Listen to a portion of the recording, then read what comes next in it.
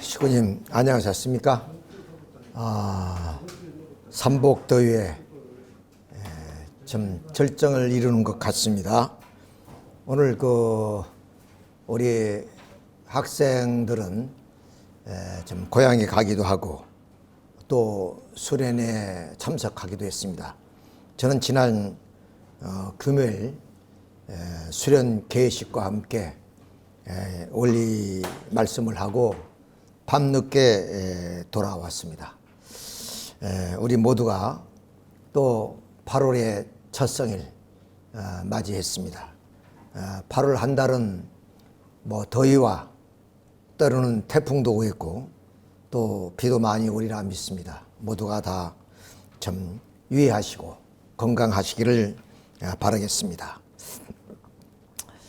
오늘은 말씀의 제목이 왜 우리는 여기까지 왔는가 하는 제목으로 말씀을 드리겠습니다. 즉 청평에 대한 말씀을 드리게 되겠습니다. 이 청평은 참으로 참 아름다운 곳입니다. 보면 볼수록 참 그 강과 산이 어울려져 있는 그러한 곳으로서 참 세계 우리 통일가의 식구들이 오고 싶어하는 통일교 메카라고 할까요? 성지입니다. 이러한 좀 강과 산이 어울려져 있는 이한 곳이었지만은 70년대 초는 굉장히 접근하기가 좀 어려웠던 그런 곳입니다.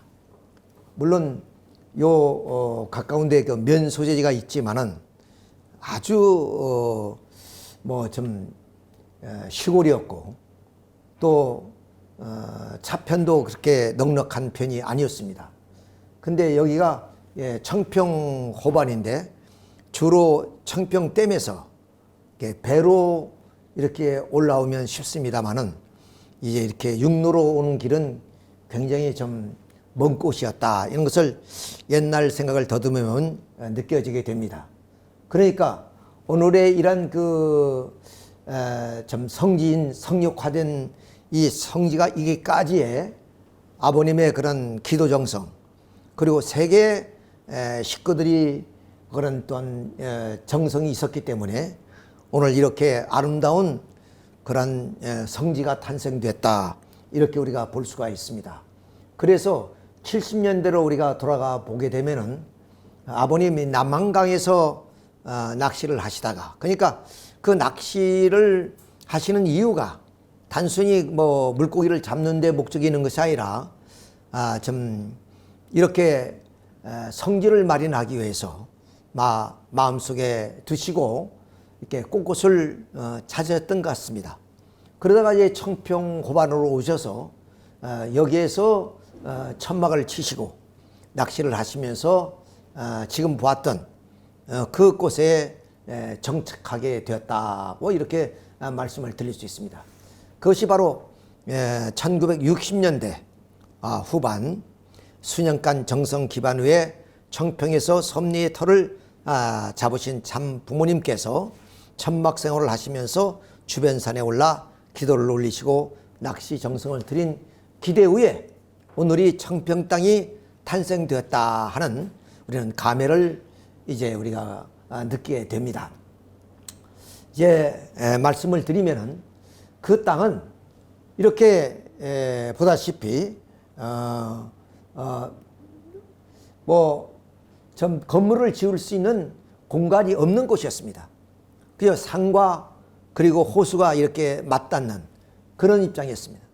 그래서 그곳에다 요 아버님인데 아버님이시 직접 괭이를 들고 산을 파들어가기 시작합니다. 자, 그러면서 이런 공간을 얻고 이 공간에서 이제 좀 이렇게 집을 지어서 강당을 짓게 되는데요. 자, 이거 보면은 그때 당시에 우리 최영석 회장님이 계신 걸 보면은 그때 아주 선배 36가정 원로 선배들이도 여기에 참여해서 좀 굉이와 이렇게 삽을 가지고 이 땅을 넓혀 나갔다 하는 것을 알 수가 있습니다. 그래서 그 첫 작업은 71년 6월 17일 참부모님이 곡괭이로 시작되었다. 당시 장마가 시작되기 전에 서둘러서 시작하신 것이다. 36가정 지구장들도 합류해 일을 도왔는데 밤에는 잘 곳이 없었기 때문에 갖다 나온 천막 텐트를 펴놓고 그 위에서 잠을 잤다. 그러니까 그 시절이 얼마나 좀 어려운 시절인가 하는 것을 우리가 알 수 있고, 오늘의 터전을 마련하기까지 많은 아버님의 기도 정성뿐만 아니라 선배 원로들의 그러한 정성도 함께 깃들어 있었다 하는 것을 우리가 알 수가 있습니다. 자, 그래서 그 일화입니다만은 이제 그 축을 사는데 뭐 이렇게 좀 공직 생활을 하던 분들이 경험이 없으니까 전문가를 빌어서 이게 축을 쌌던가 봅니다. 근데 그 전문가들이 장마가 온다니까 나오질 않았어요. 그리고 장마에 비에 많이 쓸려갔답니다. 그런데 이 경험이 없는 공직자들이 하나하나 돌을 쌓은 것이 전문가가 쌓아놓은 것은 다 빗물에 실려가고 이 공직자들이 쌓아놓은 것은 그들이 있었답니다. 그만큼 정성 들였다는 거죠. 그 후에 그분들이 오지 않기 때문에 바로 이런 공직자들이 이 가서 손수 이렇게 돌을 쌓아서 축대를 만들었습니다. 저도 완광한 이후에 이제 가보았는데 이 산 전체에서 이런 돌을 구하기가 어려우니까 그러면 이렇게 그 배를 타가지고 이웃에 있는 산에 가서 돌을 주워다가 이렇게 돌담을 축대를 쌓았다. 이렇게 좀 얘기도 들었고 저도 그렇게 배를 타가지고 돌을 주우러 간 적이 있습니다. 이렇게 참으로 어렵게 이 성지가 조성되었다는 걸 우리가 기억해야 됩니다. 자, 이것이 그렇게 해서 지은 강당입니다. 근데 이때 그 당시에는 어떠냐면 초교파 운동이 시작돼서 일반 기독교 목사님들을 초청해서 원리 강의를 하실 때입니다. 그런데 천막에서 하시다가 도저히 그렇게 진행될 수 없어서 이렇게 갑작스럽게 이것이 허가난 집이 아니기 때문에 그 당시에 가서 얘기했더니 도깨비 집이라고 그렇게 표현을 하더라고요. 그러니까 그야말로 그냥 뭐 장기간 이렇게 집을 지으면은 관청에서도 뭐라 할 것 같으니까 아마 갑자기 집을 지은 것 같아요. 그때는 아마 지금처럼 그런 그 법규가 뭐냐면 강력하게 그 규제될 때가 아니기 때문에 아마 가능했던 것 같습니다. 그나마 이런 강당을 우리가 이제 하나 좀 세워졌다는 게 대단히 놀라운 얘기고, 그래서 이 부분은 전부 다 이렇게 축대를 쌓아서 층계를 만들었습니다. 층계를 쭉 만들고 이렇게 무너지지 않도록 해서 이렇게 집을 지었던 것입니다. 이것을 우리는 청평수련 원성전이라고 이렇게 합니다. 지금은 흔적도 이제 볼 수가 없는 그런 입장입니다만은, 자, 지금은 이런 모든 나무가 다 비어졌죠. 그리고 이제 이거 가지고는 식구들이 뭐 일본 식구들도 오고 우리 한국 식구들은 해도 여기에서 다 감당할 수가 없었어요. 그래서 이 너머에 이렇게 천막을 쳐서 이제 이런 대중 집회를 가졌습니다. 그리고 뭐 여름은 말할 것도 겨울에도 제가 겨울에 이런 교육을 받는데 얼마나 추운지 몰라요. 그냥 물이 꽁꽁한 그런 속에서 이렇게 좀 난방도 없이 이렇게 수련받았던 그런 기억이 납니다. 자, 이런 하나의 과정을 거쳐서 뭐냐면 이렇게 좀 그 천성왕님 궁전도 세워지고 또 천심원 그 기도하는 곳도 세워지고 이렇게 해서 규모를 갖추게 되었다. 이런 기간이 상당한 기간을 거쳐서 이루어졌습니다. 하루아침에 되어진 것이 아니고 물론 이제 뭐 경제적인 문제도 있고 이래서 상당한 기간을 거쳐서 오늘의 이런 청평 성지가 조성되었다 하는 것을 우리가 여기서 알 수가 있습니다. 그래서 바로 이 천성 왕님 궁전인데요. 이것은 1999년 1월 8일 참축복 천주와 사탄 혈통 근절 완성 해방 선포와 더불어 조상 회원과 조상 축복을 할 수 있는 축도를 해 주심에 따라 청평수련원에서 1999년 2월 10일 비로소 직계질 때 조상 회원식을 하게 됐습니다. 그러니까 이 조상 회원식이 바로 1999년 2월 17일부터 시작이 됩니다. 그때는 1대에서 7대씩. 그래서 한꺼번에 한 것이 아니라 1대, 7대 끝나서 또 다음 기회에 다시 7대, 다시 7대. 이래서 21대까지 그렇게 매번 가서 조상 회원식을 했던 겁니다. 자, 그리고 10월 23일 총 천주 축복 해방일과 다음 날인 10월 24일 제4차 아담권 시대 도래를 선포함으로써 하나님과 일체를 이룬 완전한 아담의 자리에서 11월 7일 천성왕님 궁전을 봉헌하시면서 제4차 아담권 지상 천상 천국이라는 희호를 내려주셨습니다. 그래서 이 건물이 천성왕님 궁전입니다. 그러니까 하나님을 모신 그런 궁전이요. 비로소 지상에 이렇게 처음으로 탄생하게 되었다 하는 감회를 우리가 여기서 느껴보게 됩니다. 자, 이렇게 천성왕님 궁전만 조성된 것이 아니라 여기서 아까 말씀드렸던 1999년 2월 달에 첫 직계 1대 7대의 조상 축복식이 거행이 된 거죠. 자, 이렇게 거행이 되고 그 다음 또 이런 그 천성왕님 궁전만 있는 것이 아니라 아까 말씀드렸던 천시몬이 있습니다. 천시몬은 천성왕님 궁전에서 이제 좀 더 우쪽으로 이렇게 지어졌는데 우리는 이제 천성왕님 궁전에서 교육받고 이제 좀 끝날 때마다 천시몬에 가서 이렇게 기도 정성을 드렸던 것을 우리는 기억하고 있습니다. 그러니까 이 청평 성지는 그렇게 성역화된 곳이고 그리고 신성한 곳입니다. 그리고 우리가 좀 기도와 좀 조상 회원식을 하는 거룩한 그런 땅입니다. 그리고 세계의 좀 식구님들이 좀 메카로서 이렇게 한번 오고 싶고 또 한번 와서 정성 드리고 싶은 곳이 바로 이 청평이라는 것을 우리는 다 알고 있습니다. 이렇게 아름답고 그리고 성역화된 그러한 그 성지인 이 청평 땅에 여러분이 다 아시다시피 지난 7월 18일 바로 이 압수수색에 의해서 좀 공권력이 진입이 돼서 이 거룩한 그 성지에 공권력이 이제 진입했다 하는데 우리 모든 식구들이 놀라움을 금할 길이 없었습니다.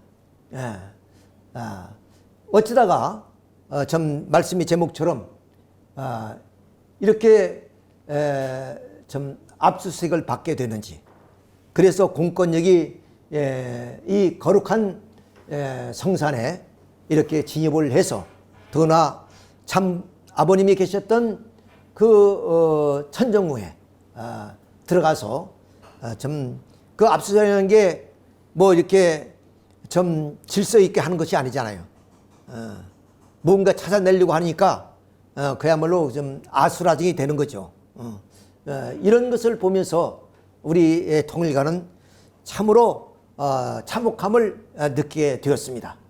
자, 우리 장면을 한번 보면 이렇게 그 특검에서는 이 정교재단이기 때문에 그 신도들이 나와서 저지를 할까 봐서 이런 미리 기동대를 좀 출동시켜서 좀 진입할 수 있도록 길을 확보해 나가는 것을 우리가 볼 수가 있습니다.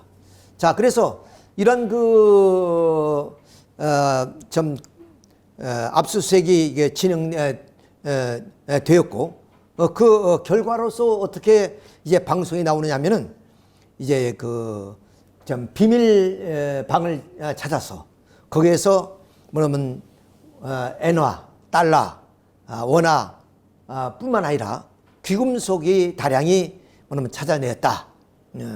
그러니까 다시 말씀드려서 이런 것들이 다 어떻게 보면 좀 이게 드러낼 수 없는 비밀스러운 내용들이다라는 얘기입니다. 다시 말씀은 그걸 감추었다는 것은 그런 것을 이미 나타내는 거죠.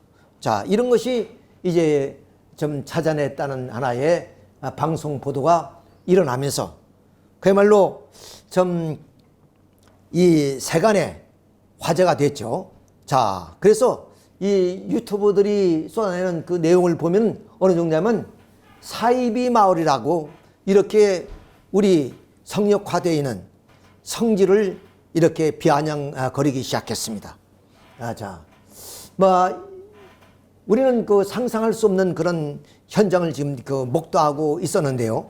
자, 사입이란 것은 우리가 흔히 좀 그렇게 듣던 얘기가 아닙니다.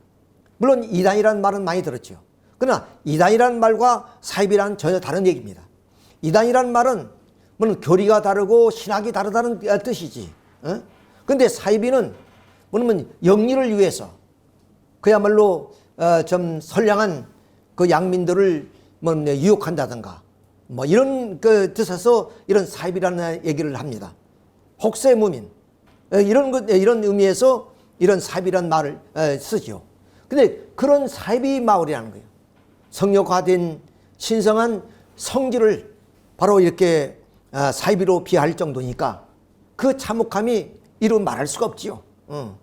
이것은 물론 한학자 독생녀가 이제 받아야 될 하나의 좀 법적인 문제이지만 그것은 어느 한학자 독생녀뿐만 아니라 거기에 있는 교권 세력들 이 뭐로만 되지 끝나는 것이 아니라 아버님의 위상과 그리고 아버님이 지금까지 닦아 나왔던 모든 것이 한꺼번에 무너지는 그런 순간입니다. 아버님은 지금까지 이단이라는 그 멍에를 짊어지고 묵묵히 70년을 견뎌오셨습니다. 좀 변명 아닌 진실을 얘기해도 받아들이지 않았기 때문에 아버님은 참되게 진실하게 삶을 통해서 보여주었습니다. 우리가 1960년대부터 순공운동을 통한 사회운동을 전개했습니다만 그런 하나의 행동이라든가 또 평화대사 그리고 남북통일운동 각각의 그런 사회운동은 아버지의 그런 좀 백성을 사랑하고 그리고 나라를 사랑하고 그리고 하나님을 사랑하는 그것을 그러면 참되고 진실하게 삶을 통해서 보여준 그런 세월이었습니다. 그런 세월로서 이제 많은 사람들이 그 오해를 풀고 그리고 이단의 굴레가 좀 부서지는 그런 하나의 좀 때를 우리가 맞이했지만 이번 사건을 통해서 아니 이단보다도 혹세무민한다는 이런 사이비라고 칭할 정도니까 아버님의 위상이 좀 완전히 무너져 버렸다. 이렇게 우리가 볼 수밖에 없습니다. 자, 그러면 이런 하나의 지금까지 오게 된 그런 하나의 입장을 우리가 생각해 보게 될 때 바로 독생녀 한학자가 바로 이렇게 뭐냐면 알선수재 협의회 피의자로 뭐냐면 적시됐기 때문이었습니다. 그래서 결국에 좀 출국 금지가 되고 또 더 나가서는 이렇게 뭐 원정 도박했다는 이유까지도 붙게 됐습니다. 물론 우리 알선수재 협의회 그 경우는 종종 뭐 정치권에서 있는 일이긴 합니다만은 그래 우리 종교적인 입장에서는 있을 수 없는 일이지. 그렇지만 그렇다 할지라도 원정 도박했다는 것은 있을 수 없는 얘기죠. 흔히 뭐 좀 연예인들이라든가 부자들이 원정 도박했던 뉴스가 간간히 흘러나오긴 했습니다만 종교 지도자가 원정 도박했다. 이건 있을 수 없는 것이고 그 원정 도박 액수도 약 600억에 달하는 그런 어마어마한 액수입니다. 그래서 결국에 이런 압수수색이 들어와서 공권력이 이 천정궁까지 진입하게 됐다. 한 데는 의의가 없습니다. 물론 특검도 어떤 범죄를 완전히 포착했기 때문에 가는 거지. 그는 압수수색이 아무나 그런 아무 때나 하는 것이 아니죠. 확신이 있을 때 그렇게 하는 거 아니겠습니까? 그런데 그 압수수색이 끝나자 다시 독생녀 한학자는 바로 좀 공직자를 불러가지고 거기 하는 말이 하늘을 모독했다. 홀리마다 하늘 가볍게 봤다. 뭐 이런 하나의 이야기를 하면서 특검이 공석 상황에서 정중히 사고를 해야 된다. 이런 이야기까지 꺼냈다고 합니다. 이런 것이 모두가 녹취가 돼서 이제 특검이 다 알고 있는 상황입니다만은 이 결과들을 또 이제 언론에서 발표한 내용이 한 총재의 형량 최소 20년, 통일교인들 멘붕, 이렇게까지 지금 좀 언론이 보도되는 그런 상황 속에서 이 5천만 국민이 이 내용을 모르는 사람이 어디 있겠습니까? 그러니까 지금 우리가 어디 가도 좀 통일교인이다, 문선명 참부모님은 메시아다, 이렇게 당당하게 말씀할 그런 입장이 이제 못 되었습니다. 어쩌면 우리 자신이 숨겨야 될 그런 비굴한 입장까지 우리가 이제 좀 왔지 않느냐 하는 그런 생각을 가지면서 가슴 아프게 생각하지 않을 수가 없는 것입니다. 자, 그러면 이렇게 공권력이 투입될 정도로 이 좀 성역화되어 있는 성지가 왜 이렇게 공권력이 투입될 수밖에 없느냐, 그리고 그들이 구두발에 집합일 수밖에 없는 이유가 뭐냐. 그 특검도 이런 종교의 그런 성역화된 곳이라는 것을 모르겠습니까? 그러니까 일반 가정을 압수수색하는 것보다 심중에 심중을 기했을 것입니다. 어쩌면 좀 거룩한 곳이고 성역화된 곳이고 성지니까 뭐 신발을 벗고 좀 압수수색을 할 수도 있을 것입니다. 그런데 이미 이 압수수색이 되기 전에 또 뭐냐면 이 특검이 이 성역화된 곳을 뭐냐면 이렇게 구두발고 집가기 전에 이미 이 청평의 그런 성지는 이미 성지로서의 그러한 하나의 목적을 상실하고 있었습니다. 그것을 오늘 여러분에게 말씀을 드리고자 하는 내용입니다. 자, 이렇게 말씀드린 것처럼 아름다운 그런 좀 상과 강이 어울려져 있는 이 좀 성역화된 우리 통일가의 메카 이 성지가 이렇게 공권력에 의해서 구두발이 짓밟히게 된 그런 것은 지난 18일이 18에서 이루어진 것이 아니라 이전에서부터 이미 이 성역화는 무너져 버리고 상업화되어 버렸습니다.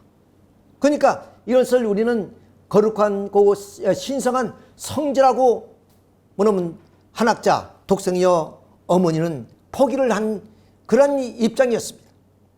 이것을 특검도 알기 때문에 그럼 그 종교의 신성한 영역이라고 생각하지 않고 구두발로 짓밟히지 않았나 이런 생각을 우리는 갖습니다. 자, 그 하나하나를 지금부터 보도록 하겠습니다. 자, 왜 이 특검이 뭐 하늘을 모독했다고 한학자 독생이는 이야기를 하는데, 아까 말씀드린 것처럼 그들이 이 성역한을 무너뜨린 것이 아닙니다. 이미 독생녀 한학자가 이 성역을 무너뜨려서 그러면 성역화를 상업화로 만들었습니다. 자, 그 내용을 우리가 하나 보도록 하겠습니다. 이렇게 성역화되어 있는 이 성지를 바로 천성왕님 궁전에 들어가려면 이 밑에 부분을 보십시오. 바로 이렇게 천성왕님 궁전이라고 써 있고 천주 청평 수련소라고 이렇게 기록되어 있습니다. 자, 이 정문을 보게 되면 이것은 바로 교육장소이고 그리고 기도하는 곳이고 그리고 또한 성지임을 이렇게 우리가 알 수가 있습니다. 그런데 윗사진을 보면은 그 이름도 이제 달라졌고 뿐만 아니라 이렇게 부엉이가 그 정문 위에 딱 서 있습니다. 우리는 그 새들 가운데서도 이렇게 구분이 됩니다. 비둘기라든가 이런 것은 평화를 상징하는 반면에 이런 새들은 바로 사악한 그런 동물로 취급을 하죠. 근데 뭐 일본 식구에 의하면 이 일본에서는 부엉이를 어떤 그 부의 상징으로 그렇게 표현을 한답니다. 그러니까 이미 독성녀 한학자 어머니는 바로 이 청평 땅이 기도하고 조상회원식을 하고 그리고 또한 좀 이렇게 정성을 들이는 그런 하나의 성지가 아니라 뭐는 돈을 벌기 위한 상업지로 이렇게 만들었다는 겁니다. 그렇게 우리가 볼 수밖에 없습니다. 왜 이렇게 거룩한 성지에 신성한 곳에 이렇게 사악한 동물을 그 정문에다 세워놓겠습니까? 오직 뭐냐면 이 곳을 상업화시켜서 돈을 벌겠다는 그런 뜻이 아니냐, 이렇게 우리가 가히 짐작을 할 수가 있는 겁니다. 자, 여기에 보면은 이미 말씀드렸듯이 천성왕님 궁전이 있고 그리고 우리가 천시몬이 기도하는 곳이 있지 않습니까? 자, 이 곳은 이만큼 신성화하고 좀 성역화된 성지입니다. 그리고 여기서 원리교육을 받고 여기서 우리가 기도를 하고 또 우리가 여기서 조상회원식을 하는 이런 거룩한 땅에 이렇게 부엉이가 있다는 것은 결국에 불을 상징하는 것으로서 뭔가 이곳을 어떤 수련소나 또 성지의 그런 역할이 아니라 불을 창출해내는 그런 하나의 꽃이라고 이렇게 얘기할 수밖에 없는 거죠. 자, 또 이게 그 독성녀 한학자 어머니는 이렇게 부엉이를 좋아하는 것 같아요. 이렇게 좀 부엉이 그 인형들을 이렇게 만들어 놓고 그걸 만지고 있는 것을 보면은 굉장히 그 어떤 그 물질적인 것 이것을 굉장히 그 추구하는 그런 하나의 좀 모습을 보게 됩니다. 좀 종교 지도자로서의 우리가 좀 생각할 수 없는 그런 행위가 아니겠냐 이렇게 생각이 되죠. 자, 이미 그 아까 그 정문을 통해서 이렇게 들어오게 되면 우리가 가는 곳은 이렇게 해서 들어갑니다. 이렇게 이렇게 해서 이 천성왕님 군주로 가지요. 근데 이 길을 뽑았어요. 새롭게 여기에 이제 그 절벽이었는데 이 길을 잘 뽑아가지고 여기에 뭐냐면 상업지입니다. 커피숍이 있고 식당이 있고 그럼 뭐 여기에 크루즈선 탈 수 있는 그런 선착장이 있고 그러니까 여기는 누구나 뭐 옛날에는 그렇게 아무나 들어갈 수 있는 곳이 아니잖아요. 어떤 그 종교의 성지도 다 그러면 그 좀 일정한 그런 모든 것을 갖춘 분들이 들어간 곳이 아무나 가는 것이 아니지 않습니까? 그런데 여기는 지금 아무나 들어갈 수 있는 곳으로 만들어 놨다. 이걸 보더라도 이미 여기는 성지라고 얘기할 수 없는 곳이다. 이렇게 우리가 얘기를 할 수 있습니다. 자, 그래서 이곳에 오면은 크루즈, 또 효정보트, 해븐 지버거, 효정카페, 부흥백화점, 더 나가서는 저쪽으로 갔으면 뭐냐면 햄버거집, 이렇게 등등이 있습니다.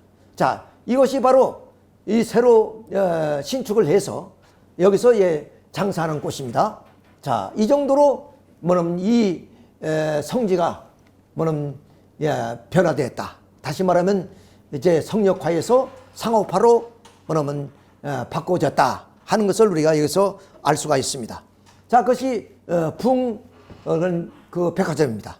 자, 이거 보겠습니다. 이 좀 그 성지 안내 이렇게 천성왕님 궁전이 있고 그리고 또한 천시몬 기도하는 그런 곳이 있는 거룩한 그 성지 안내, 이게 그럼 HJ 천주 천보 수련은 부흥 백화점이 있다. 백화점이 여기 있습니다. 그러니까 이 백화점에 오는 사람이 기도하러 왔다가 뭐냐면 물건 사는 것이 아니라 이 좀 이런 그 물건을 사기 위해서, 상품을 사기 위해서 이제 원정으로 오는 사람도 있겠죠. 이게 별의별 사람들이 왔다 가지 않겠습니까? 자, 이런 그 백화점이 있는가 하면 그 아까 말씀드렸던 그 호숫가에 지어진 접속에는 효정 카페, 그리고 카페 매그놀리아, 효정원, 제비안샵 이런 내용들이 거기에 들어가 있다는 거예요. 이것은 물론 우리의 종교 시설과 전혀 무관한 그런 시설도 아닙니까? 이렇게 통해서 돈을 벌겠다는 거죠. 그러니까 이미 성역화가 무너지고 그럼 상업화가 이제 이루어진 곳, 또 앞으로 또 진행이 되겠죠. 그 외에 여러 가지 시설들이 많이 새겨지리라 믿습니다. 그리고 또한 효정부 퀴즈 카페도 세워졌습니다. 여기에 뭐 어린애들이 이제 입장하는 곳이고 부모도 갈 때는 이게 부모 시간당 10분당 600원, 어른 입장료가 2,000원. 이렇게 해서 그야말로 좀 어린이들이 놀 수 있는 공간도 만들어 놓고 이 모두가 다 상업적인 거죠. 이런 걸 우리가 보게 되고 그다음 이제 스피드로 달리는 그런 보드 이것도 이제 이제 돈을 받고 이렇게 이제 즐기는 꽃 아니겠습니까? 전부 다 돈과 연관되어 있는 그런 꽃이라는 것을 우리가 여기서 알 수 있습니다. 그 다음 이제 크루즈선. 이것은 남이섬까지 이제 갔다 오는 그런 섬이지만 두 대로 이렇게 청평호반을 지역을 우리가 이제 관광하는 그런 배입니다. 물론 이런 것이 뭐 종교에서 하지 말라는 법은 없지만 그러나 그것이 성지와 연결시키면서는 안 되는 거죠. 성지를 방문하는 사람들을 위해 뭐 선착장이 필요하다면 그거 하지만은 이것이 영업을 하는 곳으로 지정되었다는 것은 참으로 우리가 이해될 수 없는 그런 내용들입니다. 아무튼 이런 것들이 지금 세워져 있다는 걸 보더라도 이미 성역화는 무너졌다 하는 것을 우리가 알 수 있고 여기에 또 햄버거집이 이렇게 세워지지 않았습니까? 그래서 이렇게 선전도 하고 있다는 것을 여기서 우리가 보게 됩니다. 자, 그러면 지금까지 쭉 말씀드렸던 내용을 보면 아버님께서 피땀을 흘리고 기도 정성으로 세계 식구들의 그러한 정성을 모아서 그야말로 성역화돼서 거룩한 신성한 성지로 지금까지 우리가 여겨왔고 또 그렇게 해서 기도 정성 그리고 조상회원 식글 등등을 해왔고 또 직접 참 부모님이 거주하셨던 그런 성지 중에 성지였습니다. 이런 성지가 만일 예를 들어서 우리가 좀 사찰 깊은 그런 산속에 이런 성지들을 우리가 생각해 본다면 자 여기도 이 사찰이 물론 성역화되어 있지 않겠습니까? 여기에 무슨 잡상인들이 다니고 그리고 이런 퀴즈 카페라든가 또는 뭐 이렇게 여러 그런 식당이라든가 또는 햄버거 집이라 이런 것들이 있을 리가 없지요. 근데 우리는 한번 상상을 해보는 겁니다. 만 이러한 성역화된 신성한 사찰에 이런 것들이 세워진다면은 과연 세인들이 뭐라고 얘기할 것이냐? 이걸 그러면 신성한 그런 어떤 사찰이라고 얘기하겠냐요? 장사치들이 모여드는 곳이다 이렇게 보겠죠. 자, 이와 똑 마찬가지입니다. 이런 신성하고 성역화되어 있는 이런 사찰을 그대로 불심을 가서 느끼고 여기서 기도 정성을 드리는 것처럼 우리의 성지도 역시 마찬가지다. 역시 뭐 좀 다를 바가 없는 그런 하나의 성역화된 하나의 성지가 아니겠습니까? 이런 성지에 바로 이렇게 햄버거 집이 생기고 카페가 생기고 식당이 생기고 뭐는 크루즈 선박을 통해서 여행을 시키고 이런 것 도대체 일수 있겠냐? 이걸 가르쳐 우리는 성역화됐다. 신성한 성지다. 이렇게 얘기할 수 있겠느냐? 이미 공권력이 지난 18일 투입하기 전에 오래전부터 이 성역화되어 있는 청평 성지는 이미 상업화되어 있다. 그렇기 때문에 특검도 그런 걸 알고 종교 어떤 시설이라는 것보다는 자기들이 목적을 위해서 구두발로 짓밟을 수밖에 없지 않았느냐. 누구 탓하겠느냐예요. 그 사람들 탓낸 이유가 없습니다. 이렇게 성역화되어 있는 곳을 이미 독성이와 하나짜는 바로 이렇게 상업화시켜 놓았기 때문에 그들이 와서 구두발로 짓밟더라도 우리가 할 말이 없다. 이렇게 우리가 볼 수밖에 없겠죠. 자, 이런 하나의 상황. 그런데 좀 불행스럽게도 이렇게 좀 그 한학자 독생녀는 원정 도박을 했다는 것이 신문에 보도되고 또 경찰서에 조서를 받게 되는데 그 이제 본격적으로 특검에서 이 문제를 다루게 되었습니다. 이건 어마어마한 그런 내용이죠. 우선 이것이 그 법적인 문제를 떠나서 우리는 좀 그 종교적 입장에서 우리가 바라볼 때 종교 지도자가 원정 도박했다는 것은 이것은 뭔가 좀 속된 말로 막 가는 것이 아니냐, 끝난 것이 아니냐, 이렇게밖에 얘기할 수 없습니다. 이미 말씀드렸지만 우리가 이제 어디 통일교 통짜로도 낼 수 있는 그런 입장이 아닙니다. 뭔가 우리의 신분을 숨겨야 되는 그런 하나의 상황까지 지금 와 있다 하는 것을 우리가 여기서 인지하게 되는 거죠. 자, 이런 하나의 내용을 우리가 보게 되면 정말로 개탄하지 않습니다. 그 600억이라는 돈이 어떤 돈입니까? 그것이 무슨 60억 그리고 600억 6천만 원 아닙니다. 600억이 우리가 상상할 수 없는 그런 하나의 금전이라는 거예요. 이미 이것은 이미 그 일본 잡지 회사에서 뭐냐면 이렇게 발표한 내용입니다. 일찍이 자, 이래서 뭐냐면 그 내용까지도 전부 다 뭐냐면 미국 국세청이 다 보고가 된 그런 내용이기 때문에 여기에 우리가 변명할 여지가 없다는 것을 우리가 여기서 알 수가 있는 것입니다. 자, 이런 상황 속에서 우리가 청평이 좀 성역화된 성지다, 또는 통일과 위대한 진리를 가지고 있는 그런 메시아를 모시는 그런 종교다, 이런 얘기를 할 수 있겠느냐. 이건 도매 꿈으로 결국에 몽땅 모두가 다 몰락의 길을 가는 겁니다. 참 마음이 아픈 것은 뭐냐, 70년 동안 참 아버님께서 쌓아놓았던 그 모든 하나의 위상과 그리고 공적이 다 하루아침에 무너지는 그러한 입장이라는 것을 우리는 이제 느끼고 있는 입장입니다.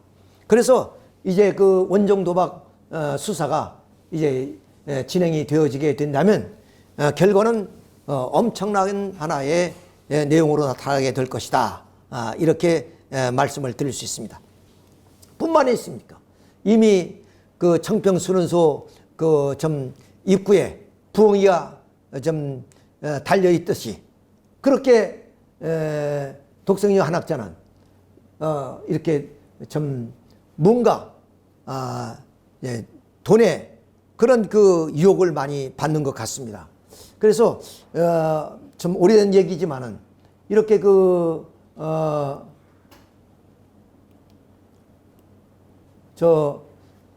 효정원 원래는 처음 부르던 것이 설령당이라 했죠. 설령당. 지금은 효정원이라든가 했던 이름이 좀 바꿔진 것 같은데, 아무튼 간에 이렇게 그 효정원을 얼마씩 파느냐, 400만 원씩에게 팔았던 겁니다. 그러니까 이것 자체가 무슨 말이냐, 우리는 신령과 진리에 선포된 말씀을 통해서 말씀 공부를 통해 가지고 우리의 신앙을 출발하는 우리들인데, 이것은 마침 무속인들이 그들이 할 수 있는 내용들이 뭡니까? 예를 들어서 구슬을 한다든가, 또는 어떤 조건을 세운다든가, 이렇게 이제 그 무속인들이 주로 하지 않습니까? 그와 똑같은 것이래. 여기에 조상들이 온다는 거 아닙니까? 영계가 넓고 넓은 그 영계, 여기에 올 리가 뭐 있겠습니까? 우리가 조상 회원식까지 다 했으니까 그 넓은 천국에서 그야말로 행복을 느끼며 살고 있을 텐데, 왜 이런 인연 같은 곳에 들어와서 조상들이 있겠냐 말이야. 그러니까 무지하고 목매한 식구들은 그 위에서 교권 세력들이 이렇게 때로는 강요도 했을 것이고, 자, 이렇게 선동선전하니까 이것을 또 체면상 안 살 수도 없는 입장이 되기도 하고, 이래서 400만 원씩 주고 이걸 샀던 거예요. 자, 그런데 이 공직자들에서 흘러나오는 얘기가 뭐냐? 바로 팔아야 산다. 이런 말이 있는 거예요. 이 말은 뭐냐면 바로 각 교회마다 그러면 그 판매의 수량이 정해져 있다 그 얘기입니다. 정해져 있다. 자, 그러니까 그러면 그 식구들에게 이것을 못 팔면 그런 어떤 그 불이익이 오겠죠. 자, 그래서 여기에 이 말은 어떤 영화 제목도 아니고 백화점 세일 구호도 아니다. 다름 아닌 하늘 부모님 성회 통일교회 목회자들의 구호이다. 이게 구호다예요. 팔아야 산다. 근데 만약에 실적이 없으면 인사조치가 된다든가 그럴 수 있다는 그런 얘기 아니겠습니까? 야, 자, 이렇게 해서 결국에 어쩌면 세일도 했다는 거예요. 즉 다시 말하면 400만 원짜리인데 뭐는 리베이트가 있죠. 그러니까 이제 교회에서 팔면 얼마의 리베이트, 교회에서 팔면 얼마의 리베이트가 있는지 그 리베이트를 내가 좀 갖지 않고 그만큼의 그러면 할인을 해서 팔겠다. 이런 그 목회에서 있었다는 거예요. 저도 직접 들었지만은 이게 얼마나 이것이 좀 웃기는 얘기겠어요. 그러니까 정말로 그 목회자들이 이 뭐라면 선년당이 정말로 좀 이 조상들이 와서 있을 곳이 이 곳밖에 없다면 반드시 그것을 뭐냐면 이제 조상을 모시는 입장에서 있어야 된다면 모르겠지만 그렇지 않은 것이라면 이것은 바로 좀 식구들에게 강매하는 거나 다름이 없다 그 말이에요. 자, 이런 걸 봤을 때 이건 무속인들이나 하는 것이지. 자, 그래서 그것을 놓고 지금 기도 정성을 드리는 장면이에요. 자, 우리가 신령과 진리로 예배를 볼지나 하신 말씀처럼 우리는 신령과 진리로 선포된 말씀을 우리가 수련받고 또 말씀을 듣고 교육받고 그런 거 아니겠습니까? 그런데 그런 건 이미 떠나고 무속인처럼 이렇게 설령당을 딱 모셔놓고 거기다 지금 경배드리고 기도하는 것이 그러니까 우리 통일의 본질이 다 사라져본 거예요. 참 아버님이 이 땅에 오셔서 말씀으로 우리 인류를 구원하시어 축복해 주시는 그런 하나의 섭리가 완전히 왜곡되어 가지고 이렇게 헌금을 해야 하니 복 받는다는 이런 형태가 되어버렸어요. 기복신앙으로 전락됐다. 어떻게 이렇게 신령과 진리로 뭐냐면 예배를 보는 고등종교가 그러면 이렇게 기복종교로 전락해버리느냐. 그러니까 아까 말씀드렸지 이 성지가 상업화 되었던 것처럼 모든 우리 신앙도 이제는 세속화되어 버리고 기복신앙화 되어버린 그런 입장까지 온 것이 바로 청평섭니다. 이렇게 한마디로 말씀할 드렸어요. 여기에 무슨 청평의 역사가 일어나겠습니까? 뭐 요새 어떤 분은 자랑스럽게 1600 며칠 동안 지금 기도정성, 철야정성을 드리고 있다. 뭐 이렇게 또 유튜브들 보면 띄어 있는 경우도 있습니다. 그런데 1600 며칠이면 약 5년 동안 정도의 기도정성이라고 하는 그런 기도정성이 무슨 의미가 있겠습니까? 이렇게 기복신앙으로 전락되었고 그리고 또한 좀 우리의 신앙의 형태가 전부 다 무속인들이 하고 있는 그 형태를 취하고 있는데 이렇게 해서 기도정성 드린다고 하늘이 역사할 수 있겠느냐 이렇게 우리가 볼 수가 있는 겁니다. 참 이렇게 좀 세세하게 말씀을 드리다 보면 참으로 기가 막힌 일이 아닐 수가 없다 하는 것을 우리가 봤습니다. 자, 그래서 그 400만 원짜리 설령당을 이렇게 여기는 천북공교입니다. 우리 한국에서 제일 큰 교회죠. 이 교회에서 이제 많은 사람이 샀을 거 아니에요. 물론 돈이 없어서 못 사는 사람도 있겠지만 많은 사람들이 뭐 선동선전하니까 그걸 또 좀 맹목적으로 산 사람도 있을 것이라. 이렇게 해서 뭐냐면 그 전수식을 한다는 거예요. 이 전수식에 그대로 주는 것이 아니라 400만 원 낸 사람한테 주는 거예요. 그냥. 그러니까 마침 중세시대에 면죄부를 파는 거와 똑같단 말이죠. 면죄부를 사면은 조상들이 뭐냐면 죄에서 해방된다. 그 유혹 때문에 면죄부가 팔린 거 아니겠습니까? 또 그런 관계로 인해서 종교개혁이 일어난 것 수도 했지만 이건 이 통일교를 개혁해야 될 그런 입장입니다. 이미 이렇게 뭐냐면 기복신앙으로 전락되어 버리는 우리 통일교회. 다시 우리는 뭐냐면 이제 진리와 성령의 역사를 통해서 좀 고등 종교로서의 그런 신앙을 해 나가야 되지 않겠습니까? 자, 이런 입장에서 참 이 청평은 결국에 불을 축적하는 그런 하나의 집단이 되어버리고 말았다 하는 것을 알 수. 또 이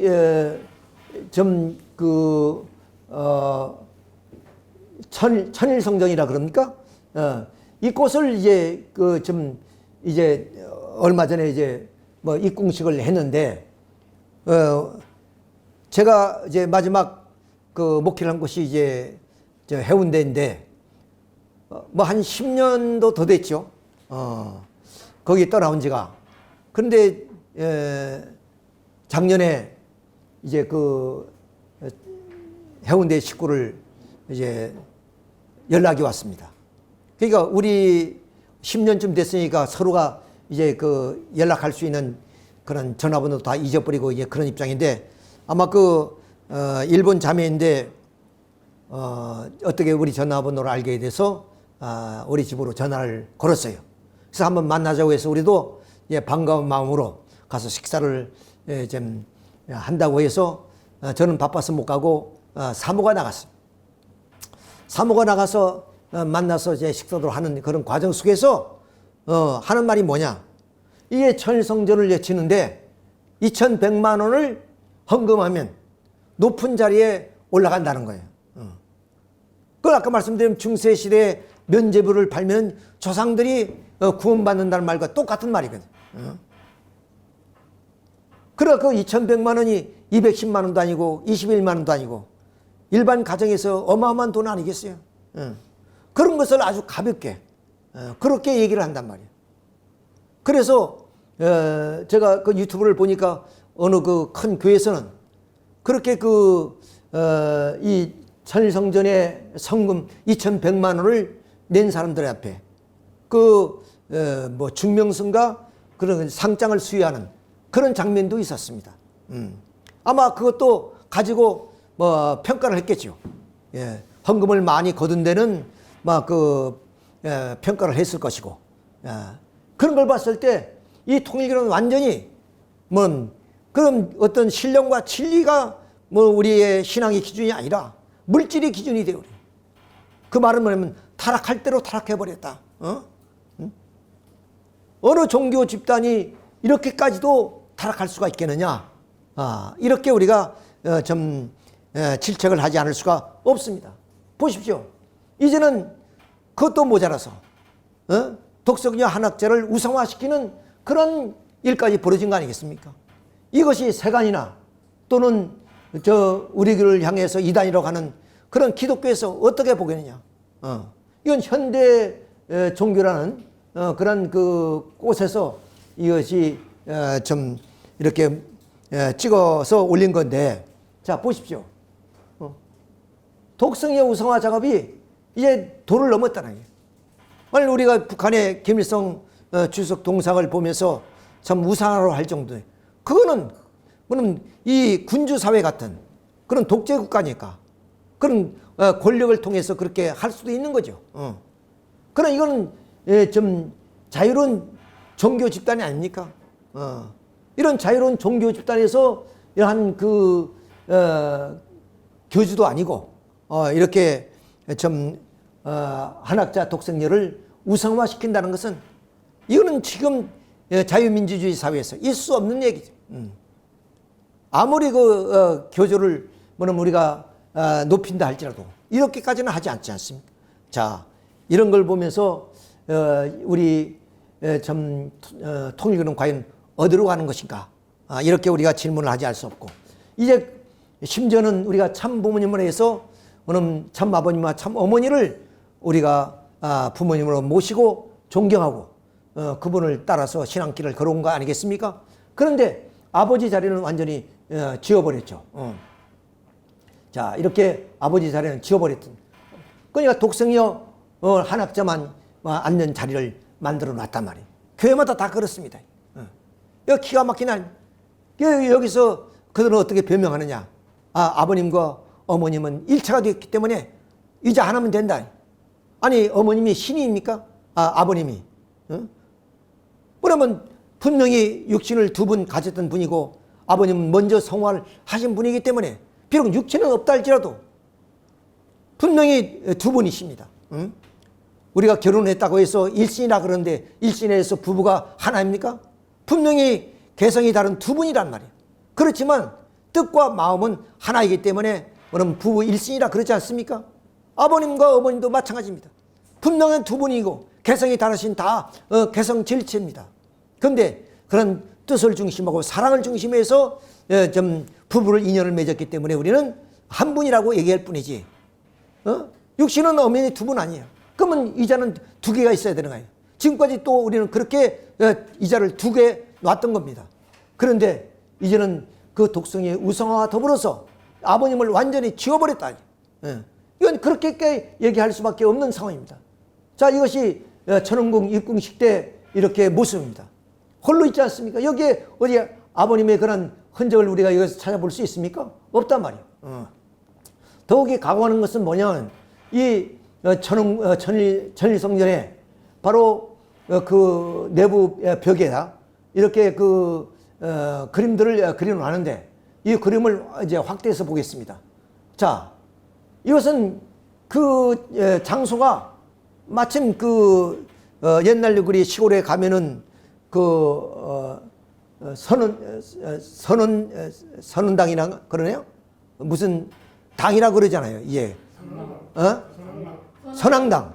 선왕당 같지 않습니까? 밑에 보면은 이게 돌 재단에 뭐 음식을 좀 차려놔 있고, 그렇죠?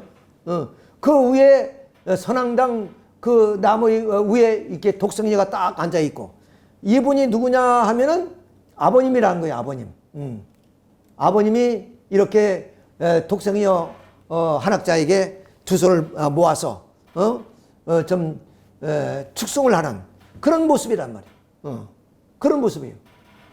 자, 이거 도대체 있을 수 있는 일이냐? 아버님은 하나의 우리가 국가로 말하면 신하요. 그리고 부하와 같은 그런 입장에서 그 독성녀가 이렇게 선왕당 위에 앉아가지고 좀 이 천하를 내려다 보면서 아버님은 거기에 축성을 올리고 경배를 하는 그런 입장이 됐습니다.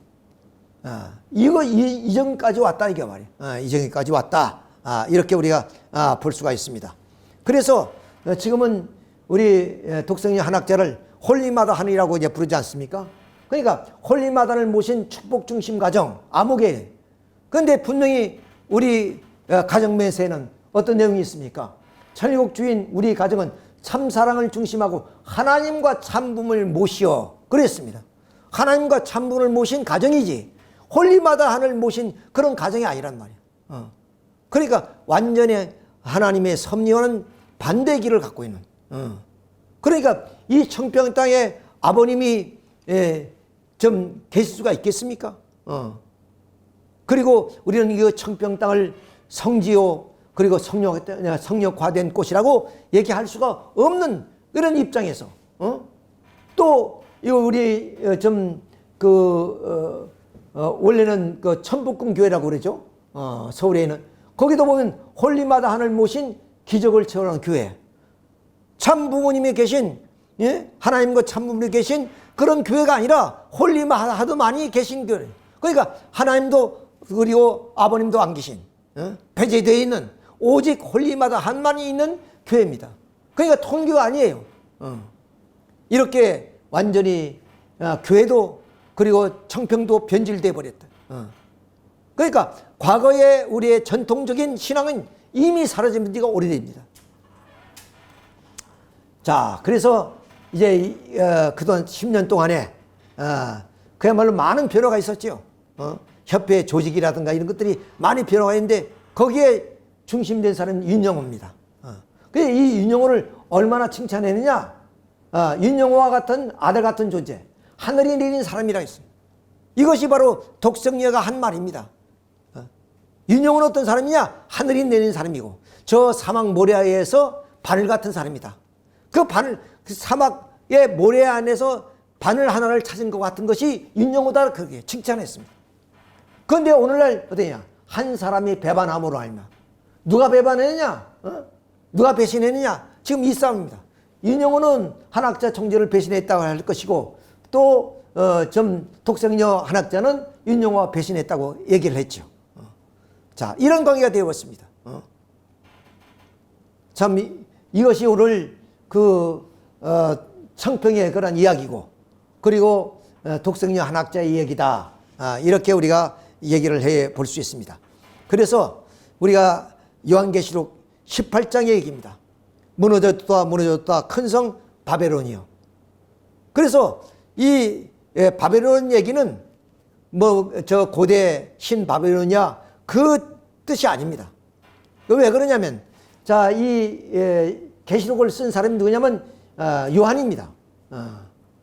이거 요한이 이제 그 핍박이 로마에서 기독교 핍박이 두 번째 올 때가 바로 91년에서 96년까지 이 반모에서 유배되어 있었는데 이때 환상을 보고 기록해서 이 7개 교회에 보낸 편지가 오늘 요한계시록의 내용입니다. 그 요한계시록의 이제 18장에 가서 무너졌다 무너졌다 큰 성 바벨론이야 이렇게 기록되어 있는 내용이 아까 말씀드렸던 고대 신 바벨로니아가 아니라 바로 은어로서 그 로마를 지칭하는 데입니다. 왜냐하면 이렇게 그 반모섬에 유배된 사람이 그러면 이 로마가 망한다. 그러면 로마 정부에서 가만히 있겠습니까? 우리 그 일제 시대에 김성도 그 여인이 이제 그 좀 하늘의 계시를 받고 이 땅에 메시아가 온다는 그런 선포를 최초로 하신 분인데 그분의 그 기도를 받아서 따르던 전라도 사람인데 박모라는 사람이 청년이 있었습니다. 이 청년이 그 계시대로 일본이 곧 망한다. 그래가지고 그 사람이 일본 경찰에 들어가서 죽었어요.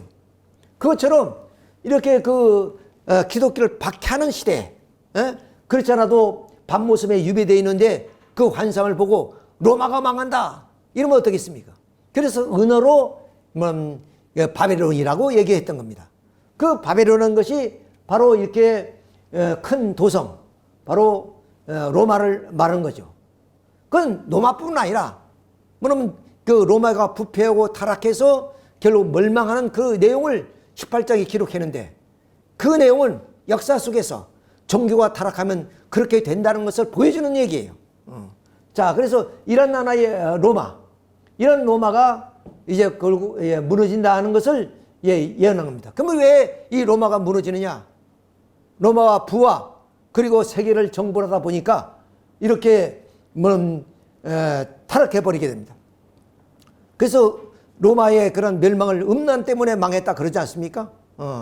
자, 이렇게 그 부가 쌓여지면서 세계를 정벌하다 보니까 세계의 문물들을 다 로마로 이제 집중하게 되고 그러면서 로마의 귀족들이 이렇게 그 부가 쌓이면서 그래 음란으로 타락하게 돼요.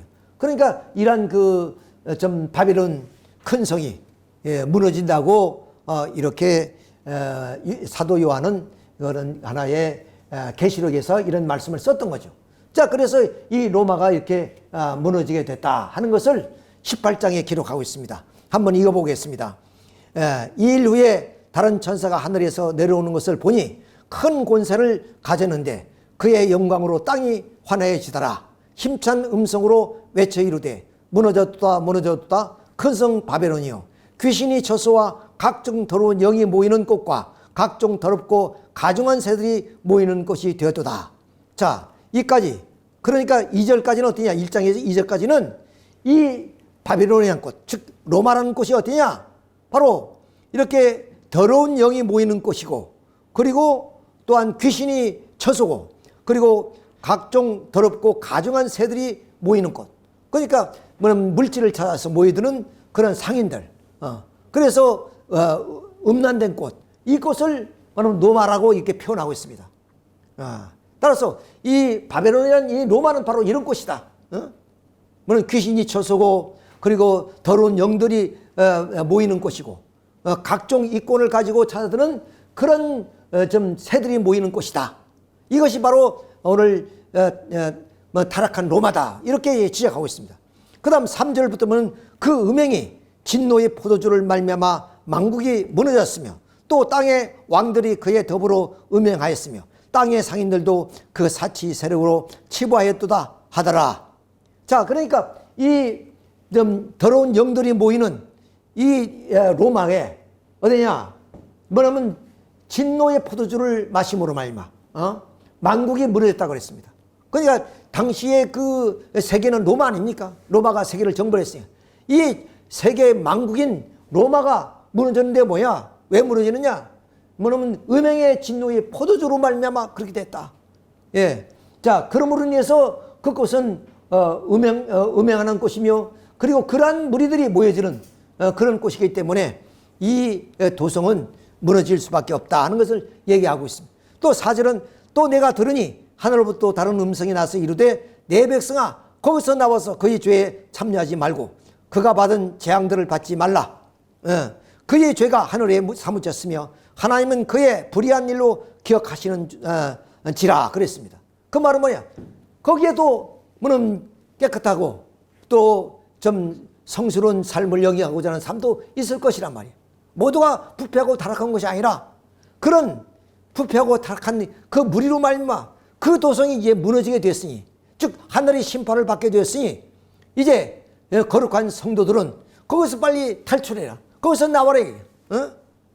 그래서 재앙을 피해야 된다는 얘기입니다. 6절은 그가 준 그대로 그에게 주고 그의 행위대로 갑절을 갚아주고 그가 섞은 잔에도 갑절이나 섞어 그에게 주라. 그가 얼마나 자기를 영화롭게 했으며 사치했는지 그만큼 고통과 애통함으로.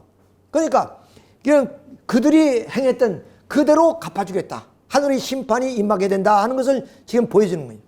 그가 마음을 말하기에 나는 여왕으로 앉은 자요 과부가 아니라 결단코 애통함을 당하지 아니리라 하니 그러므로 하루 동안 그 재앙들이 이르니 곧 사망과 애통함과 흉년이라. 그가 또한 불에 살라지니 고로 심판하시는 주 하나님은 강하신 자이심이라. 그와 함께 음행하고 또한 사치하던 땅의 왕들이 그가 불타는 연기를 보고 위하여 울고 가슴을 치며 그의 고통을 무서워하며 멀리 서서 이르되 화있도다. 그 성 견고한 성 바벨론이요. 아까 바벨론이라는 것은 노마를 말하는 거죠. 그런데 곧 이러한 모든 형태가 역사를 통해서 그 로마만 아니라 종교가 부패하고 타락하면 이렇게 된다 하는 것을 보여주는 겁니다. 그걸 먼 미래 세계 또 재림 시기에도 그런 현상이 일어나게 된다는 것을 얘기하는 거죠. 그리고 한 시간에 내 심판이 이루리라 하리로다. 그가 준 그대로 그에게 주고 그의 행위대로 갑절을 갚아주고 그가 섞은 잔에도 갑절이나 섞어 그에게 주라 그랬습니다. 그가 얼마나 자기를 영화롭게 했으며 사치하였든지 그만큼 고통과 애통함으로 갚아주리라. 그가 마음에 말하기를 나는 여왕으로 앉은 자요 과부가 아니라 결단코 애통함을 당하지 아니하리라 했습니다. 자, 이 말을 우리가 들게 되면 우리가 어떻게 연상? 청평땅을 연상할 수밖에 없습니다. 그렇잖아요. 아까 이미 말씀드렸지. 아버님이 피땀으로 그리고 세계의 식구들이 정성을 모아서 그 성역화되는 신성한 성지가 결국 성역화를 무너뜨리고 그리고 그야말로 상업화를 시켰습니다. 그리고 독성녀는 좀 그런 하나의 물질을 추적하기 위해서 그 상업지에다가 카페도 만들고 그 다음 그 크루즈 선박도 좀 다니게 만들고 온갖 상행위를 하는 그런 곳으로 만들었고 심지어는 원정 도박까지 했다. 이렇게까지 이제 나오는 입장 아니겠습니까? 자, 이렇다면은 우리는 그 사도 요한이 반모섬에서 환상을 봤던 그 바벨론이 비록 노마를 중심으로 얘기했지만 그것이 노마에 국한된 것이 아니라 섭리사에서 종교들이 부패와 타락을 지적하는 내용이고 그로 인해서 반드시 하늘은 배로 탕감의 역사가 이루어지게 된다. 즉 심판을 하겠다. 그런 말씀 아니겠습니까? 반드시 그런 곳에 음행이 저지러지고 부패하고 타락한 곳에는 반드시 하늘이 용서치 않고 심판이 이루게 된다. 이런 것을 봤을 때 오늘 뭐는 그 바벨론 성이 어디냐? 이것은 우리 각자가 생각할 수 있는 내용이라고 말씀을 드릴 수가 있습니다. 어떤 간에 이렇게 이제 무너져버린 그런 우리 그 청평 땅을 우리가 바라보면서 우리가 요한계시록 18장을 우리가 읽어보지 않을 수가 없다는 것을 내가 말씀을 드리는 바입니다.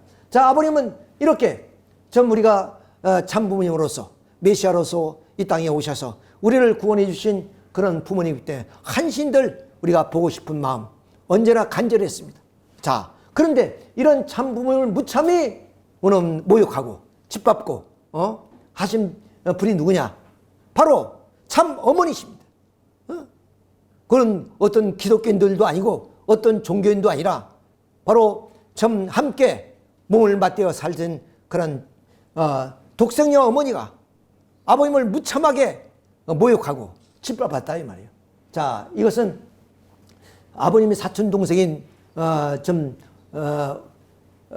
동생에게 그럼 그 독생녀하고 대화하는 가운데서 독생녀가 내뱉은 얘기입니다. 하락자의 패륜이 뭐냐? 메시아는 무슨 메시냐? 시골 동네 골목대장도 못한 그런 사람을 우리가 무슨 메시아로 가느냐? 이렇게까지 뭐냐면 아버님을 모욕하고 짓밟았다는 사실입니다. 이거 하나만 가지고도 충분히 뭐냐면 우리는 좀 그 독생녀 어머니를 심판하지 않을 수가 없습니다. 우리가 참 아버님의 아들 딸이라면 참 아버님을 모욕하고 참 아버님을 짓밟는 사람이 있다면 우리가 용서해야 되겠습니까? 우리 몸을 던져서라도 우리가 막아야 되지 않겠냐 하는 겁니다. 자, 독생녀는 아버지가 독생녀는 독생자가 아니다. 즉 메시아가 아니다. 그 말입니다. 그리고 당신은 원죄를 없이 왔고 아버님은 원죄를 가지고 왔다 그랬습니다. 그리고 당신이 아니면 메시아로 세울 수 없고 당신이 아니면 아버님을 원죄를 벗길 수 없다. 그런 얘기입니다. 그 모든 섭리는 독생녀로부터 시작되고 6천년 동안 기다려왔던 것은 뭐냐면 독생자 메시아가 아니라 독생녀 자기 자신이라는 거예요. 이것은 한마디로 아니면 아버님을 무참하게 짓밟고 그냥 모욕시키는 얘기예요. 이런 모독이 어디 있고 모욕이 어디 있습니까? 이것은 아까 말씀드린 기독교인이라든가 어떤 종교인들이 해도 우리가 분노가 치솟아서 분기댕천을 해야 되는데 이것은 한 몸을 이룬 그런 참 독생녀로부터 이런 말이 나왔다는 것은 이건 있을 수 없는 일이죠. 우리의 말에 하늘이 무섭지 않냐 하는 말이 있습니다. 정말로 하늘이 무섭지 않은 모양입니다. 자, 그리고 이제 40세 참 아버님은 뭐냐면 메시아로 온 것이 아니라 독생녀로 말미암아 뭐냐면 메시아가 됐다 그 얘기입니다. 그것을 바로 이 김명대 입을 통해서 이렇게 또 이제 화선 교회 식구들에게 전하는 얘기입니다. 자, 그 당시에 주변에 나온몽 장로, 박태선 장로, 양도천 목사 이런 사람들이 많이 있었어요. 아버님도 이제 그 분류의 한 사람이다 이렇게 이런 사람. 근데 독생녀 17살짜리 한학자가 아버님 40세인 아버님을 선택해서 그럼 성혼을 해줘므로 알마 아버님은 메시아가 됐다. 이런 그런 좀 논리가 어디에 있고 또 이런 하나의 이야기를 어떻게 할 수가 있느냐. 그 당시에 그럼 독생녀 한학자는 17살 가방 들고 학교 다니는 그런 시대. 이런 당시의 그 영적 지도자, 이런 기라상 같은 사람들을 어떻게 좀 선택할 수 있고 만날 수 있느냐 이겁니다. 자, 당시에 자기 몸으로 홀로 와서 아버님을 보고 선택할 수 있어요? 당신의 어머니의 손에 이끌려서 교회에 와가지고 먼발치로 아버님을 배웠던 그런 학생이 아니었냐. 그런데 어찌 이런 말이 나올 수가 있느냐 하는 얘기입니다. 자, 이런 것을 봤을 때 이것은 아버님을 모독하는 얘기, 짓밟는 얘기입니다. 자, 이런데도 불구하고 우리 원로 선배들은 침묵으로 일관하고 있어요. 자, 이것이 개탄스러운 일이 아닐 수가 없다는 것을 우리가 알습니다. 뿐이겠습니까? 아버님 말씀이 95%가 그러면 다 잘못된 것이라고 얘기하지 않습니까? 자, 아버님 말씀을 들어보겠습니다. 선생님의 말씀 외에는 절대 믿어서는 안 된다. 그 말이에요. 여러분이 말을 여기에서 갖다가 붙이는 것은 내가 제일 싫어요. 원래 그냥 그대로 해야 돼요. 선생님은 하나님이 축복해 줘가지고 어인을 찍어서 보낸 문서 쓴 것입니다. 즉 지금 원리강론에다가 아버님 말씀 모두가 하나님이 인정한 어인을 찍인 그런 말씀이라는 거예요. 그러니까 일획 1점도 우리가 더하거나 뺄 수가 없는 그런 얘기라 그 말씀입니다. 그것을 수정하는 것은 좋아하거나 좋아하겠나. 하나님이 수정 안 하는데 이것도 읽을 때 아이고 내 마음대로 하면 좋겠다 할 수 있는데 이것은 절대 해서야 안 돼요. 선생님보다 몇백 배, 몇천 배 절대 해야 돼요. 왜? 여러분 후대 사람 몇천 대 이상의 사람들이 사랑할 수 있고 높일 수 있는 내용이 깃들어 있는 거예요. 선생님이 영계에 갔다고 해도 영계에 갔기 때문에 없어진 것이 아니에요. 선생님이 이상의 내용을 가진 말씀을 하나님을 중심으로 한 교본을 좀 만들었어요. 문총재의 것이 아니에요. 예, 여기에 있는 대로 살아야 해. 이 말씀 가운데 정성을 들인 생애의 모든 것이 연결되어 있습니다. 이렇게 좀 귀한 책입니다. 아버님이 하나님의 어인을 찍어서 내려주신 그런 말씀 아닙니까? 근데 이 김명재가 폭로한 내용을 보면 뭐냐? 아버님 말씀 95%가 가짜라는 거 아니겠습니까? 그래서 아버님이 8대 교주문으로 내주신 것도 무시하고 3대 천성경, 참부모경, 그리고 평화경 이 세 권을 뭐냐면 이제 한학사 독생녀는 이것을 교재 기본으로 삼아서 이것을 공부하라고 이렇게 얘기합니다. 아버님 말씀과 전혀 배치되는 아버님을 좀 모욕하고 그리고 홀대하고 그리고 짓밟는 그런 행위가 아니고 무엇이겠냐 하는 것을 우리가 알 수 있습니다. 또 특별히 우리가 원리강론을 통해서 교육을 받고 수련을 받아서 아버님을 메시아로 인정하고 축복까지 받은 그런 교재가 뭐입니까? 원리강론 아니에요. 원리강론. 원리강론은 광야시대로 끝난 거야. 천일국시대에 있어서는 참부모론이야. 창조원리는 창조주 하늘 부모님이시고 부모님이 당신의 형상을 따라서 천지 만물을 창조했다 하셨어. 광물세계부터 식물세계, 동물세계까지 암컷과 수컷. 마지막으로 인간 시조가 될 수 있는 남자와 여자를 자, 길기 때문에 이 정도로 넘어가겠습니다. 이 말은 뭐냐? 여러분, 원리강론은 광야시대의 그런 유물이기 때문에 이제 참부모론, 즉 동생녀가 만들어 놓은 그 신학교수들이 만들어 놓은 책을 보라는 뜻이죠. 자, 이렇게 해서 천일국 시대는 새 역사입니다. 천일국의 경전은 참부모론 이것이 한민족 서민 서시에 드러났습니다. 어느 장로님이 올린 글을 보면 한민족 서민 서시는 말도 안 되는 얘기고 또 한마디로 웃기는 얘기라는 거예요. 국민학생도 그걸 안 읽으려 그런다 그래. 그 말은 무슨 말이냐? 그런 역사서로서의 가치가 있는 것이 하나도 안 된다는 거예요. 이것은 날조되고 조작된 그런 얘기라 이렇게 표현을 하고 있습니다. 자, 이런 것 속에 참부문이 있다. 이게 참부문을 읽어보니까 어떤 내용이냐? 한마디로 말하면 참 아버님이 이 땅에 오셔서 원리를 찾으시고 선포한 그 모든 것이 기반을 닦은 이유가 뭐냐? 독생녀를 위해서 그렇게 했다는 거예요. 독생녀를 모시기 위해서 아버님 먼저 오셔서 그런 모든 과정을 닦아 놓기 위한 것이 뭐냐면 이 참부문론이라는 얘기입니다. 참, 그래서 여기서 보면은 천일국 시대는 독생녀 참어머님을 모시고 새로운 질서를 세우는 시대이다. 독생녀 참어머님을 6천년 만에 오신 주님, 독생녀로서 창조본연의 노정을 거르시고 본성의 어머니로서 복귀 섭리의 완성을 하시는 사명을 가지고 오신 천일국 섭리의 중심축이 돼요. 그러니까 물론 진정으로 재림 메시아로 이 땅에 오신 참부모님은 결국 독생녀를 위해서 물론 이 땅에 오신 것이지 참부모님 자체의 어떤 가치성은 없다는 것을 의미하는 거예요. 참 이것이 물론 아버님을 모독하는 것이 아니고 무엇이겠습니까? 우리가 가장 비참한 것은 자기 자신이 남에게 그런 인정을 못 받고 모독을 받을 때 그럼 참기 어려운 거 아니겠습니까? 그러므로 해서 그러면 그 예를 들면 어떤 극한 살인 사건과도 일어나는 것도 다 그렇습니다. 그런데 지금 이 독성녀가 좀 저지르는 그 얘기들은 이것은 우리 사회에서 그러면 당하는 그 모독 그 정도가 아닙니다. 좀 하늘의 달만큼 그런 하나의 참 아버님을 모독하고 짓밟고 있다 하는 것을 우리가 여기서 알 수 있습니다. 자, 그래서 여기서 우리는 이제 좀 독생녀는 아버님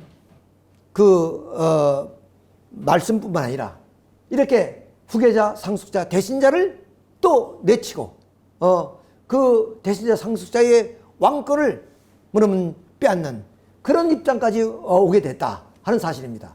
그래서 이렇게 대표로 좀 하나님 만왕의 왕 하나님 대관식 때 이렇게 전 세계 식구를 대표로 해서 이렇게 세우셨던 것. 대표로 세웠다는 것은 뭐냐? 그럼 아버님이 안 계시면 아버님 대신자 상속자가 되는 거 아니겠습니까? 예를 들어서 우리 동네 대표가 그러면 그 동네에는 동네의 모든 그 지도의 주권을 그 지도자가 갖는 거 아니겠습니까? 그에 따라야 되는 것이고 그와 마찬가지로 아버님이 이렇게 대표로 세우셨다는 것은 이런 그 엄정한 내용이 있고 또 이게 왕들이 입는 권력풀을 입힌 것은 그런 하나의 의미를 가지고 있다고 이렇게 우리가 볼 수가 있는 거죠. 자, 이런데 이것을 우리 선배들은 무시하고 있습니다. 자, 이렇게 엄연히 말씀과 함께 또한 친필로서 사인까지 하면서 좀 만왕의 왕 한 분, 하나님 참부님도 한 분, 만세의 대 백성도 한 혈통의 국민이요 한 천국의 자녀이다. 천주평화통일본부도 절대 유일의 본부다. 그 대신자 상속자는 문형진이다. 그 외의 사람들은 이단자며 폭파자다. 이상 내용은 참부모의 선포문이다. 이렇게 분명히 아버님의 친필로 사인까지 한 그런 것을 우리가 보면서도 우리 문형진 회장을 인정하지 않고 여기에 왕권을 찬탈해서 결국 독생녀가 지금까지 이 교권을 가지고 지배해왔다. 그 결과로서 오늘 청평 땅이 무너지고 오늘에 이르게 됐다 하는 것을 우리가 여기서 알 수가 있습니다. 자, 우리 문형진 회장은 이미 아버님 셀 때 통일교 세계회장, 통일교 한국회장, 통일교 전북구 교회장을 세운 거 아니겠습니까? 아버님이 성화교회 어머님은 형님을 불러서 너는 나를 어떻게 생각하느냐? 메시아의 분이시고 참 어머니시다니까. 아니다. 나는 메시아다. 나를 따르면 이 모든 권한을 너에게 주겠다. 그러시면 안 됩니다. 아버님 말씀을 거역하면 안 됩니다. 통일교가 분열됩니다. 이렇게 간절히 얘기했지만 결국 자기 뜻을 안 따른다고 미국으로 쫓아버리지 않았습니까? 자, 이래서 이당님께서는 그야말로 좀 순종하는 마음으로 이렇게 좀 떠날 수밖에 없었죠. 자, 근데 이사야서 49장 14절을 보면 오직 시온에 이르기를 여호와께서 나를 버리시며 주께서 나를 잊었다 하였거니와 여인이 어찌 그 젖 먹는 자식을 잊겠으며 자기가 태어난 아들을 국률이 여기지 않겠느냐. 그들은 혹시 잊을지라도 나는 너를 잊지 않겠다. 이건 하나님이 이 백성들을 결코 나는 잊지 않겠다. 너희들은 나를 저버린다 할지라도 나는 너희들을 잊지 않겠다. 이것이 부모의 마음이고 어미의 마음입니다. 그렇잖아요. 자식은 부여할 수 있어요. 그러니까 우리 윤리사회인 조선사회에서도 자식들을 교육시키기 위해서 효자로 만들어가는 거 아니십니까? 그러나 부모는 자식을 사랑하고 교육하지 않습니다. 왜? 그건 천륜이겁니다. 효도하는 것은 인륜이고 부모가 자식을 사랑하는 것은 천륜입니다. 천륜은 교육하지 않아요. 어디 부모가 자식을 사랑하고 교육하는 데가 어디 있습니까? 그러나 그럼 자식은 부모에게 효하라고 교육하는 겁니다. 그건 인륜이기 때문에 그렇습니다. 그런데 어떻게 자식이 부모가 자식을 내줄 수 있습니까? 자식이 권력을 찬탈할 수가 있겠느냐. 그런데 이 극권 세력들은 교묘하게 문형진 회장을 바로 불의자로 프레임을 씌워가지고 이렇게 지금까지 핍박하고 있다는 사실.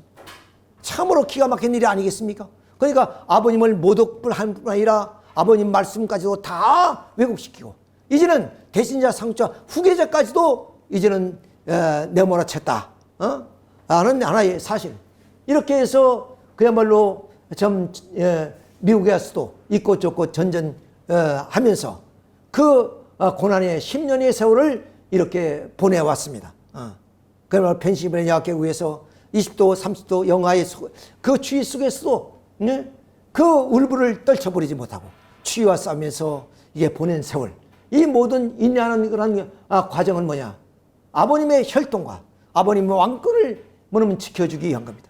만일에 이도왕님께서 이걸 포기했다면 아버님의 혈통은 어떻게 전수될 것이며 그 왕권은 어떻게 만세대로 이어져 나갈 수가 있겠느냐예요. 아버님이 아무리 승리했다 할지라도 그 왕권이 만세대까지 이어가지 않는다면 하나님이 뭐 세상에 얻은 왕조가 멸망하는 것과 똑같은 것이 아니겠습니까? 그렇기 때문에 아버님의 왕권을 만세대로 이어지기 위해서 이당님께서는 물론 그런 하나의 불이익을 담당하면서도 참고 10년의 인고의 세월을 보내온 것을 우리는 알고 있습니다. 자, 참 무너졌다 무너졌다 큰 성 바벨론이요. 왜 무너졌겠습니까? 이미 말씀드린 것처럼 그 도성은 부패하고 타락하고 그 음란의 독주를 마심으로 알며 그 도성이 무너졌다는 거 아니겠습니까? 그곳은 바로 귀신들이 처소요. 그리고 또한 사악한 영들이 머무는 곳이고 그리고 사악한 그런 이권을 추구하는 자들이 모이는 곳이 바로 바벨론. 그 바벨론 큰 성 로마만 뿐이 아니라 그 이후에 모든 종교의 부패와 타락한 곳에는 그 바벨론 성처럼 무너질 수밖에 없다. 오늘날 청평 땅이 바로 그런 입장이 아니겠느냐. 상역화를 시켰던 그 땅이 이제는 상업화돼서 장사꾼들이 모여드는 그런 곳이 되어 지어졌습니다. 그러니 바로 특검이 구두를 신고 출발하더라도 누가 원망할 수 없다는 그런 사실을 우리가 여기서 역력히 볼 수가 있는 것입니다. 오늘 이한 하나의 내용을 중심해서 우리가 생각해 볼 때 오늘 우리는 왜 여기까지 왔는가 하는 그 질문은 이것은 좀 우리들이 그런 잘못도 있다는 것을 우리는 듣게 됩니다. 만일 우리 원로 선배들이 이런 것을 좀 가슴 깊게 생각하면서 그야말로 독성녀의 황포를 막았더라면 오늘 이 지경까지는 오지 않았으리라 이런 생각을 하면서 오늘 말씀을 마치도록 하겠습니다.